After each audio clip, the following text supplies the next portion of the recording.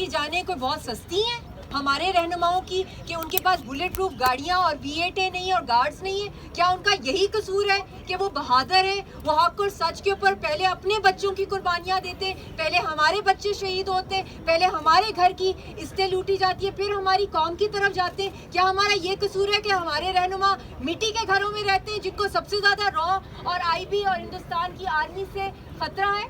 क्या हमारा यही कसूर है कि हम सच्चे हैं और हम हक पे हैं, इसलिए हम तन्हा हैं? आपको ये हरियाली पार्क्स में नज़र आती है इन पत्तों के अंदर। मैं अक्सर ये स्टूडेंट्स को जाके बताती हूँ कि ये सब्ज़ी आप एक एग्रो बेस्ड इकॉनमी है। आपका न्यूक्लियर भी कश्मीर के पानी से चलता है।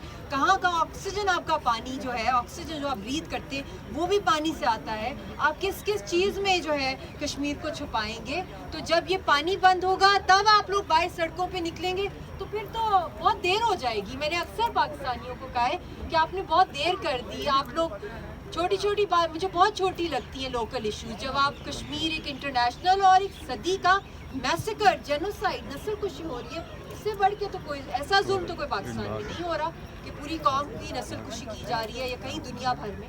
या तो ये कश्मीर में हो रहा है या पैलेस्टाइन में हो रहा है। और दुनिया भर में कोरोना इसीलिए आया है 5 अगस्त के बाद दुनिया ने कोई एक्शन नहीं लिया। पूरी कौम भूखी प्यासी हमारी शहीद होती रही।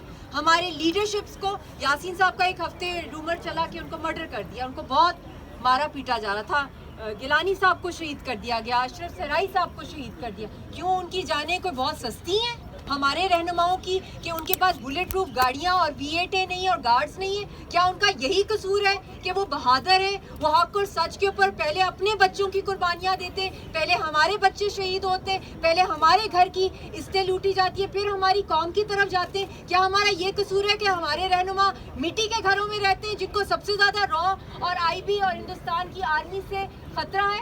क्या हमारा यही कसूर है कि हम सच्चे हैं और हम हक पे हैं, इसलिए हम तन्हा हैं? इसलिए आप लोग एज अ कौम, आपके ऊपर इतना बड़े छोटे छोटे बच्चों को भी आप बताएं, स्कूल्स के अंदर एजुकेट करें कि कश्मीर क्यों शहर रह गया आपकी। क्या सिर्फ ये मुस्लिम उम्मा की बात है? क्या ये इंसानियत की बात है? मगर आज क्योंकि इंसानियत का दिन है, मेरा एक ही मैसेज है YFK के इस प्लेटफॉर्म से कि कश्मीरियों को सिर्फ हमारा सबसे बड़ा गुनाह भी ये और हमारी सबसे बड़ी डिमांड भी है कि हमें इंसान होने की सज़ा दी जा रही है, क्योंकि हम एक कश्मीरी हैं और हम एक इंसान हैं, इसलिए हमें शहीद किया जा रहा है दुश्मन की तरफ से। और सबसे बड़ा दुश्मन है ही हिंदुस्तान की स्टेट पॉलिसी।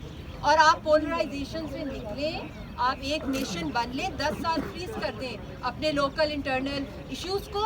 10 साल के लिए आप सिर्फ कश्मीर को देखें, कश्मीरियों को आज़ादी दिलवाने के लिए, और इंटरनेशनल अदालतों में हिंदुस्तान को एज ए दहशतगर्द नेशन जो है बंद कर दें। उनके ऊपर उनको ग्लोरीफाई करना, उनके स्टार्स, उनकी सेलिब्रिटीज़, ठीक है, कल्चर अपनी जगह है, मगर जहां हम लोग कुर्बानी दे रहे हैं कश्मीरी कौम, वो भी आपको अल्लाह सबसे, हम सबसे पूछेगा कि उनके खून पे आप लोग की जो पाकिस्तानी नेशन जो है वो जिंदा है, आपकी डिफेंस लाइन है। 9 से 10 लाख हिंदुस्तान की आर्मी को आप लोगों ने एंगेज नहीं किया हुआ, कश्मीरियों की तहरीक ने एंगेज किया हुआ। तो अब आप कुछ करें।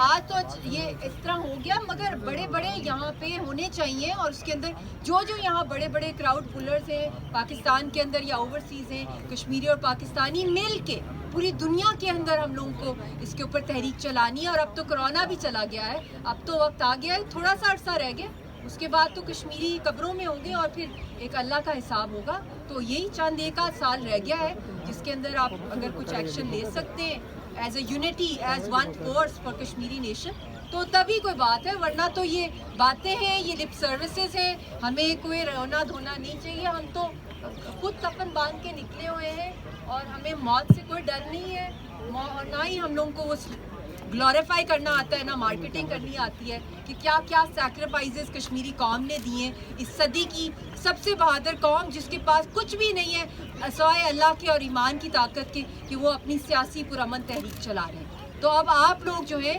फोर फ्रंट पर आएँ और उनकी आवाज़ बने और उनके कैंपेन करें जब तक कश्मीरियों को आज़ाद नहीं किया जाता। बहुत शुक्रिया।